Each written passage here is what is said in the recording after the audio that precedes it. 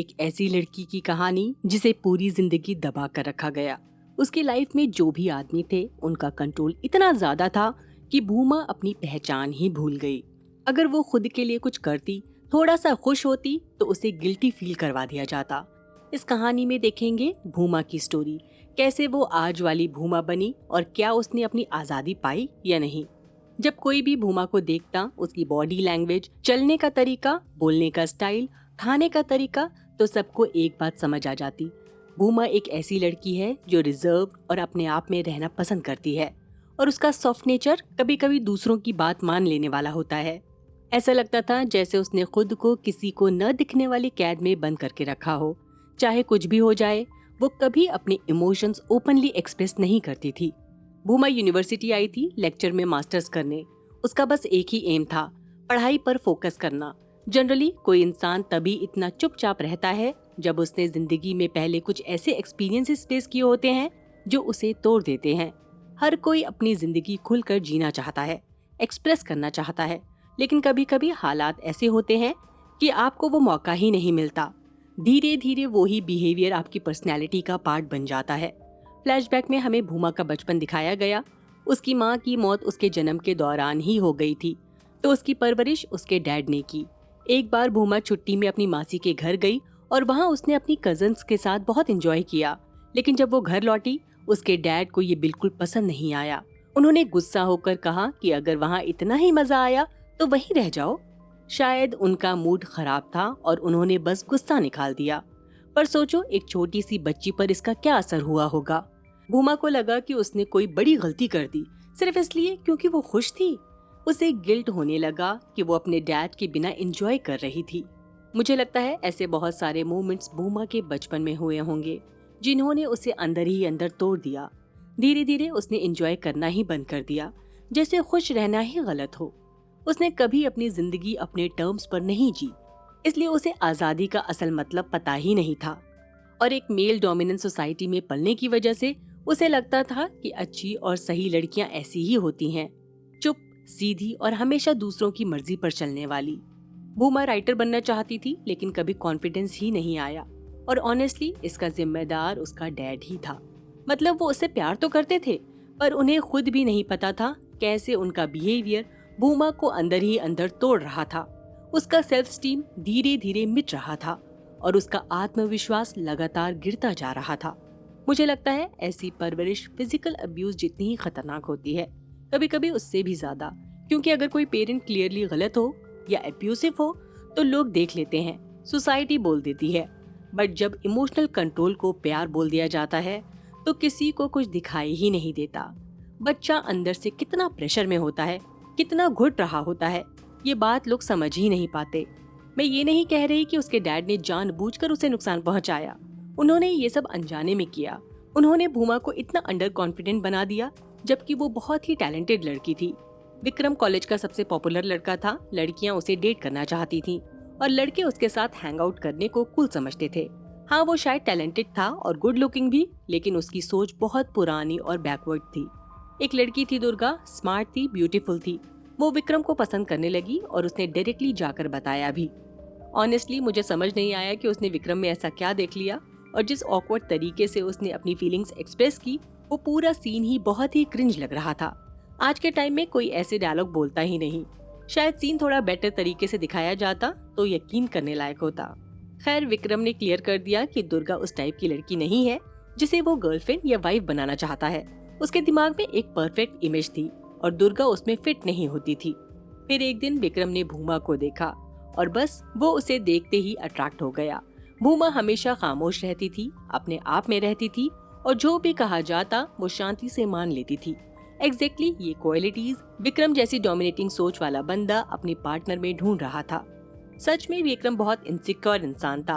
वो अपने पार्टनर की जिंदगी कंट्रोल करना चाहता था। एक पॉइंट पर तो उसने लिटरली भूमा को जबरदस्ती किस किया, बिना उसकी मर्जी के। भूमा उस वक्त बिल्कुल सुन हो गई थी, पता ही नहीं चला कैसे रिएक्ट करे।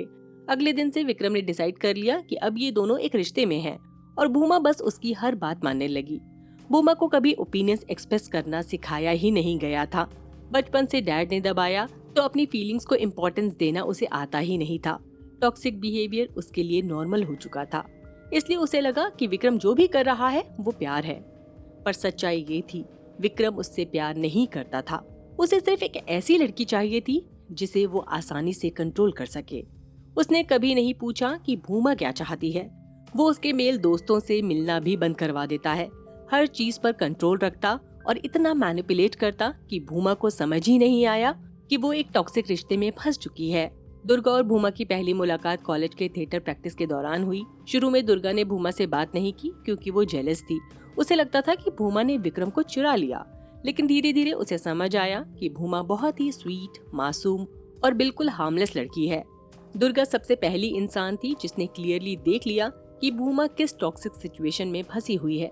उसने सीधे सीधे भूमा को बोला कि विक्रम से ब्रेकअप कर ले क्योंकि विक्रम उसके लायक नहीं है। उसने बता दिया कि विक्रम सिर्फ उसकी लाइफ को कंट्रोल करना चाहता है। उसे ये फर्क ही नहीं पड़ता कि भूमा खुश है या नहीं। विक्रम इतना ऑब्सेसिव था कि अगर भूमा कैंटीन नहीं आती थी तो वो खाना भी नहीं खाता। अगर भूमा फ्रेंड्स के साथ बाहर जाती तो उसे पसंद नहीं आता। भूमा को लिटरली विक्रम से परमिशन लेनी पड़ती थी अगर वो कहीं जाना चाहती, और ज्यादातर वो इतना डर जाती कि प्लान्स बनाती ही नहीं। जब विक्रम भूमा को अपने होम टाउन नासिक ले गया अपनी माँ से मिलवाने, तब भूमा को अपना फ्यूचर क्लियरली दिख गया। विक्रम की माँ पूरी जिंदगी मेंटल टॉर्चर झेल चुकी थी। उनका हस्बैंड उनके साथ बहुत बुरा बिहेव करता था, इस हद तक कि जब भी घर में कोई मेहमान आता वो सीधा किचन में चली जाती थी, जैसे उन्हें दिखना भी अलाउड ना हो। उन्हें सेवर PTSD था और शायद और भी मेंटल हेल्थ इश्यूज, लेकिन विक्रम ने कभी ये चीज समझी ही नहीं।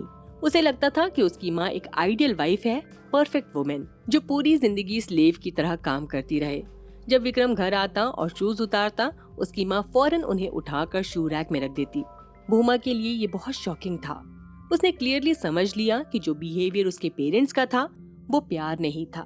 ये सब एक्चुअली सालों तक होने वाले अब्यूज और उनकी परवरिश का नतीजा था। भूमा को उस पल लगा कि यही उसका फ्यूचर हो सकता है, एक ऐसी जिंदगी जहां वो भी अपनी पहचान खो देगी, बिल्कुल विक्रम की माँ की तरह। इसी वजह से भूमा ने सोचा वो हिम्मत करके विक्रम को बोल देगी कि वो उसके साथ नहीं रहना चाहती। सच्चाई ये थी, भूमा ने कभी विक्रम से प्यार किया ही नहीं, क्योंकि उसने कभी खुद को ये समझने का मौका ही नहीं दिया कि वो क्या फील करती है। वो हमेशा सबकी फीलिंग्स को सबसे ऊपर रखती थी और इस आदत की वजह से लोग उसकी बाउंड्रीज क्रॉस करते रहे और भूमा उसे नॉर्मल समझती रही। विक्रम के घर से लौटने के बाद भूमा ने फाइनली डिसाइड किया कि वो हिम्मत जुटाएगी और विक्रम को बता देगी कि वो उसके साथ नहीं रहना चाहती। लेकिन जब उसके सामने खड़ी हुई तो वो कुछ बोल ही नहीं पाई। वो उससे इतना सहम गई कि वर्ड्स ही नहीं निकल पाए। द गर्लफ्रेंड के आखिर में सब कुछ तब बिगड़ गया जब भूमा के डैड अचानक उसके हॉस्टल आ गए और उन्होंने विक्रम को उसके रूम में देख लिया। दोनों के बीच बहुत बड़ा झगड़ा हुआ। सिचुएशन पूरी तरह आउट ऑफ कंट्रोल हो गई। भूमा के डैड चाहते थे कि कॉलेज उसे निकाल दे और वो उसे जबरदस्ती घर ले जाएं। लेकिन जहां भूमा की जिंदगी में ऐसे रिग्रेसिव और कंट्रोलिंग आदमी थे, वहीं दूसरी तरफ प्रोफेसर सुधीर जैसे प्रोग्रेसिव लोग भी थे। प्रोफेसर सुधीर ने भूमा के डैड को सीधा बोल दिया कि भूमा अब बड़ी हो चुकी है और अपने फैसले खुद ले सकती है। ये सुनकर भूमा के डैड गुस्से में ही वापस चले गए। इसी पल ने भूमा को पुश किया कि वो फाइनली विक्रम से दूर हो जाए। वो इस झूठे रिश्ते का बोझ और नहीं उठा सकती थी, और सबसे इम्पोर्टेंट बात, उसके दिल में विक्रम के लिए कोई फीलिंग्स थी ही नहीं। और क्यों होती, विक्रम ने उसे कभी स्पेस दी ही नहीं। खुशी तो बहुत दूर की बात। जब भूमा ने विक्रम को बताया कि वो रिश्ता खत्म कर रही है, तो विक्रम का रिएक्शन बिल्कुल वैसा ही था जैसे एक इनसिक्योर सुपीरियर समझने वाला टॉक्सिक बंदा करता है। उसने अपनी पूरी ताकत भूमा की जिंदगी बर्बाद करने में लगा दी। उसने भूमा के कैरेक्टर पर सवाल उठाए, गालियां दी और उसके हॉस्टल रूम के दरवाजे पर गंदे गंदे कमेंट्स लिख दिए। भूमा टूट गई, गुस्से में थी, इंसल्टेड फील कर रही थी, लेकिन उसने फाइनली समझ लिया कि ऐसे लोगों से डर कर रहना बेकार है। डरते रहने से उनके हाथों में और पावर आ जाती है। कॉलेज फेयरवेल फंक्शन के दिन भूमा ने स्टेज पर जाकर सबके सामने सच बोल दिया।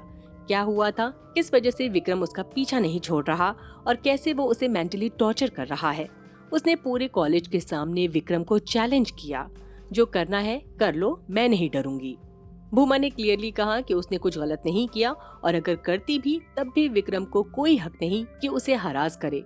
वो फाइनली अपने लिए आवाज उठा पाई, सालों बाद पहली बार। मुझे लगता है कि उस फेयरवेल वाले दिन के बाद विक्रम ने कभी भूमा का सामना किया नहीं। भूमा ने अपना मास्टर्स कंप्लीट किया और जल्द ही उसे एक बहुत अच्छी जॉब मिल गई। वो अपने डैड को कभी छोड़ कर नहीं गई, क्योंकि उसे पता था कि उसे उनसे बेहतर बनना है, उन जैसा नहीं। अगर वो गुस्से में उन्हें छोड़ देती या उन पर अपना गुस्सा निकालती तो उसमें और उनमें कोई फर्क नहीं रहता। भूमा ने चूज किया कि वो कड़वाहट को आगे नहीं बढ़ाएगी। कुछ वक्त बाद भूमा काम के लिए अब्रॉड चली गई और वहीं उसने फाइनली वो करेज पाई जो सालों से दबी हुई थी, राइटिंग का, अपनी वॉइस दुनिया तक पहुंचाने का। अब कोई आदमी उसे डिक्टेट नहीं करता था कि वो क्या करे या क्या ना करे। भूमा को पता था कि अगर वो कभी पार्टनर चूज करेगी तो वो कोई ऐसा इंसान होगा जो उसे समझे, उसे इज्जत दे और उसे इक्वली ट्रीट करे। और अगर कोई न मिले तो भी कोई प्रॉब्लम नहीं, वो खुद में ही कंप्लीट थी। आखिरकार भूमा ने अपनी जिंदगी अपने टर्म्स पर जीना सीख लिया। अब वो अपनी जरूरतों, अपनी खुशी और अपनी पहचान को सबसे ऊपर रखती थी, किसी भी इंसान से ज्यादा। इसी के साथ ये मूवी यहीं खत्म होती है। अब मिलेंगे नेक्स्ट वीडियो में। बाय, अपना ख्याल रखिए।